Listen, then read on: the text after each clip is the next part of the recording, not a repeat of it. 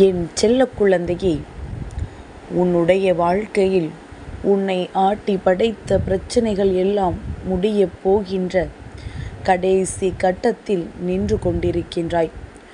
என் பிள்ளையே, இன்று நீ இந்த தாயானவளின் வாக்கினை கேட்டு முடிக்கும் பொழுதே உனக்கு அதற்கான தீர்வு கிடைத்துவிடும். என் பிள்ளையே, நாளைய வெள்ளிக்கிழமை விடியலில் சர்வ நிச்சயமாக இதற்கான பலன் உன் கைகளில் கிடைத்துவிடும் என்பதில் எந்த ஒரு மாற்று கருத்தும் கிடையாது. என் பிள்ளையே, எல்லோருக்கும் சோதனை காலம் முடிவதற்கான ஒரு நேரம் உண்டு. உனக்கான நேரம் இப்பொழுது வந்துவிட்டது. உன் கஷ்ட காலங்கள் முடியப் போகின்றது. இது நாள் வரையிலும் என் பிள்ளை அனுபவித்த அத்தனை சோதனைகளுக்கும் சேர்த்து வைத்து உன் தாயானவள் என்னிடத்தில் இருந்து உனக்கான நல்ல செய்தி கிடைக்கப் போகின்றது. இதற்காகவா இத்தனை கஷ்டப்பட்டோம்? இதை நினைத்தா இத்தனை வேதனைப்பட்டோம்?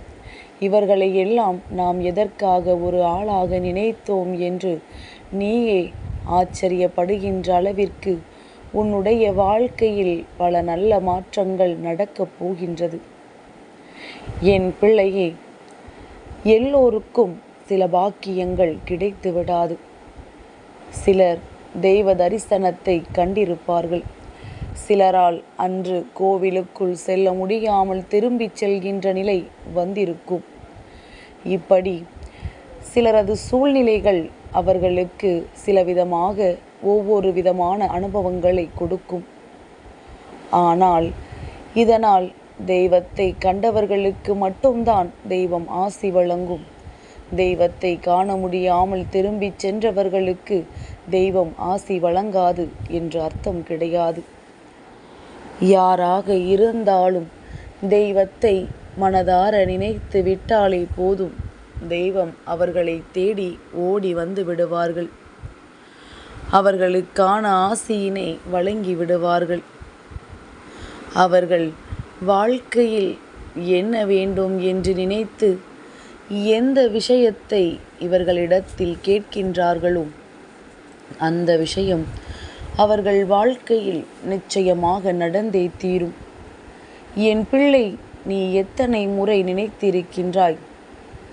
சந்தர்ப்ப சூழ்நிலைகள் ஒவ்வொரு விதமான நல்ல நாட்களிலும் தெய்வத்தை வணங்க முடியாமல் நீ தவித்து நிற்கும் பொழுது, உன்னுடைய வாழ்க்கையில் ஏதோ ஒரு வகையில் உனக்கு கஷ்டங்கள் வரும் பொழுது, அன்று தெய்வத்தை வணங்க முடியாமல் தவித்து நிற்கும் பொழுதும் நீ மனம் வேதனைப்பட்டிருக்கின்றாய். ஆனால் தெய்வம் உன்னை ஆசீர்வதித்தது உனக்கு தெரியாது. என் தங்கமே, அதனால் நீ தெய்வத்திற்கு அதை செய்ய வேண்டும், இதை செய்ய வேண்டும், செய்யவில்லை என்றால் தெய்வம் நம்மை நிச்சயமாக எந்த விதமான ஆசைகளையும் வழங்கி நல்ல நிலைக்கு கொண்டு வர மாட்டார்கள் என்று நினைப்பது தவறு. உன்னால் செய்ய முடிந்தும் நீ வேண்டும் என்றே செய்யாமல் இருந்தால் அது வேறு. உன்னால் செய்ய வேண்டும் என்று உனக்கு அத்தனை மனம் இருந்தும் உன்னுடைய சூழ்நிலை உனக்கு அதனை செய்ய விடாமல் தடுத்து விட்டது என்றால், என் தங்கமே, நிச்சயமாக அந்த நேரத்தில் இந்த வாழ்க்கையானது அந்த தெய்வத்திடம் இருந்து உனக்கான ஆசைகளை எல்லாம் பெற்று கொடுக்கும் என்பதனை நீ மறந்து விடாதே. எல்லோருக்குமே தெய்வத்தினுடைய அன்பு நிச்சயமாக கிடைக்கும்.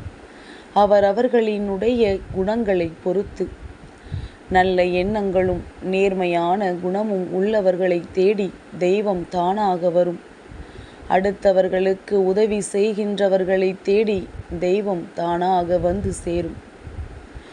என் குழந்தையே, அதே நேரத்தில் ஒருவர் என்ன செய்கிறார், தன் வாழ்க்கையில் என்ன நடக்கிறது என்று தெரியாமல் எப்படி வேண்டுமானாலும் இருக்கலாம், யாரை வேண்டுமானாலும் கெடுத்து விடலாம், யார் வாழ்க்கையை வேண்டுமானாலும் அழிக்கலாம் என்று நினைக்கின்றவர்கள் நிச்சயமாக தெய்வத்தினுடைய அன்பையும் ஆசிகளையும் ஒரு நாளும் பெற்றுவிட முடியாது. இது எல்லோருக்கும் வாழ்க்கையில் கிடைக்கின்ற ஒரு பாக்கியம். என் பிள்ளை, நீ எத்தனை புண்ணியத்தை செய்திருக்கிறாய் என்று அம்மா இப்பொழுது உனக்கு நிரூபித்து காட்டவா? நீ இந்த வராகியின் வாக்கினை கேட்கின்றாய் அல்லவா? அம்மா உன்னை தேடி வந்து உனக்கு தருகின்ற வரத்தினை நீ பெறுகின்றாய் அல்லவா? இது எத்தனை பேர் இங்கு இருக்கின்றார்கள், அதில் எத்தனை பேர் இந்த வாக்கினை கேட்கின்றார்கள் என்று நீ சோதித்து பார்த்தாலே உன்னால் புரிந்து கொள்ள முடியும். வராகியை வணங்குகின்ற அத்தனை பேராலும் இந்த வாக்கினை கேட்டுவிட முடியாது. வராகியை வணங்கினால் மட்டும் போதாது. மனதிற்குள் நல்ல எண்ணங்களை கொண்டு யார் இருக்கின்றார்களோ, யார் உண்மையாகவே என் மீது அன்பு கொண்டிருக்கின்றார்களோ, யாருக்கு உண்மையாகவே இந்த தாயானவளின் மீது பயபக்தி இருக்கின்றதோ, அவர்களால் மட்டுமே இந்த வாக்கினை கேட்க முடியும். தெய்வத்தின் மீது பக்தி மட்டும் இருந்தால் போதாது, பயபக்தியோடு வணங்க வேண்டும். அம்மா, தெய்வத்தை பார்த்து பயப்பட சொல்கிறாளே என்று நினைக்கின்றாயல்லவா?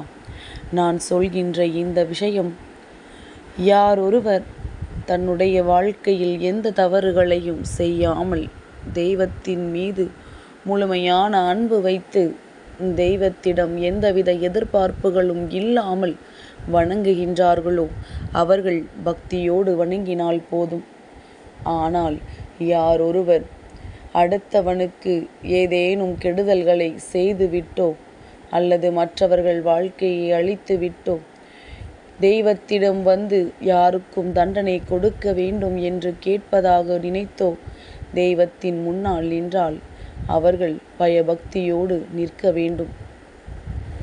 இவர்களுக்கெல்லாம் தெய்வத்தின் மீது பயம் இல்லை. பயம் இருந்தால் ஒருபொழுதும் யாருடைய வாழ்க்கையிலும் எந்த ஒரு கெடுதல்களையும் அத்தனை எளிதாக செய்ய நினைத்து விட மாட்டார்கள். என் தங்கமே, அப்படி இவர்கள் செய்ய நினைக்கின்ற விஷயங்களை எல்லாம் என் பிள்ளை உன்னுடைய வாழ்க்கையில் நீ நிரந்தரமாக்கி அங்கிருந்து வெளியில் எடுத்து சென்று விட வேண்டும். ஒரு நாளும் தெய்வத்தின் அன்பினை பெறாமல் செல்ல நினைத்து விடாதே. என் தங்கமே, தெய்வத்தை கண்ணார கண்டு விட்டாலே ஒரு விஷயம் நீ புரிந்து கொள்ள வேண்டும். உன்னுடைய வேண்டுதல்கள் நிறைவேறாமல் போயிருக்கலாம். நீ நினைத்த விஷயம் நடக்காமல் போயிருக்கலாம். ஆனால் தெய்வத்தை கண்டுவிட்ட ஒரு சந்தோஷம் உன்னுடைய ஒட்டுமொத்த மனநிலையையும் அந்த நொடியில் மாற்றிவிடும். தெய்வத்தின் கண்களை காணும் பொழுது உனக்குள் இருக்கின்ற தேவையில்லாத விருப்பு வெறுப்புகள் எல்லாம் உன்னை விட்டு நீங்கிவிடும். பல குழப்பங்களை தேடி என் பிள்ளை அலைந்து கொண்டிருக்கின்ற நேரத்தில் உனக்கான தெளிவினை அந்த தெய்வத்தின் முகம் உனக்கு கொடுக்கும் என்பதில் எந்த ஒரு மாற்று கருத்தும் கிடையாது. வாழ்க்கையில் எல்லோருக்குமே ஒரு நேரம் வரும். கெட்ட நேரம் என்ற ஒன்று இருக்கும் பொழுது உனக்கான நல்ல நேரம் என்ற ஒன்றும் இருக்கத்தானே செய்யும். அந்த நேரத்தை உன்னுடைய வாழ்க்கையில் உனக்கானதாக உருவாக்கி கொடுக்க வேண்டியது உன் வராகி அம்மா என்னுடைய பொறுப்பு. நாளைய வெள்ளிக்கிழமையினுடைய விடியல் என் பிள்ளைக்கு வாழ்க்கையில் மிக பெரிய சந்தோஷத்தை கொடுக்கக்கூடிய விடியலாக மட்டுமே இருக்கும். என் குழந்தையே, தெய்வம் உன்னை தன்னுடைய பிள்ளையாக ஏற்றுக்கொண்டிருக்கின்றது என்பதனை உன்னால் எப்படி புரிந்து கொள்ள முடியும் தெரியுமா? தெய்வம் உன்னை தேடி வரும் பொழுதெல்லாம் அவர்கள் உன் கண்ணில் பட்டு விடுவார்கள். அப்படி இருந்தால் நீ தெய்வத்தின் அன்பினை முழுமையாக பெற்றிருக்கின்றாய் என்று அர்த்தம். என் தங்கமே, உனக்கான நல்ல நேரத்தில் என்னை சந்தித்திருக்கின்றாய். மனதில் இருக்கின்ற தேவையற்ற கவலைகளை எல்லாம் தூக்கி எறிந்துவிட்டு வராகி நமக்கு ஆசிகளை வழங்குகின்றாள். அவள் நம்மை காத்திடுவாள் என்ற நம்பிக்கையோடு நீ இருந்தால் போதும். உன்னுடைய இல்லத்தில் மனம் கமல இந்த வராகியானவள் அங்கே தங்கி இருப்பாள் என்பதனை நீ மறந்து விடாதே. எத்தனை சோதனைகள் வந்தாலும் ஒரு நாளும் அடுத்தவர்களுக்கு மட்டும் கெடுதல் நினைத்து விடாதே. உன் வாழ்க்கை நீ ஆசைப்பட்டது போல அழகாக மாறிவிடும். என் செல்ல குழந்தைக்கு இந்த வராகி அம்மாவினுடைய ஆசீர்வாதங்கள் எப்பொழுதுமே முழுமையாக கிடைக்கும்.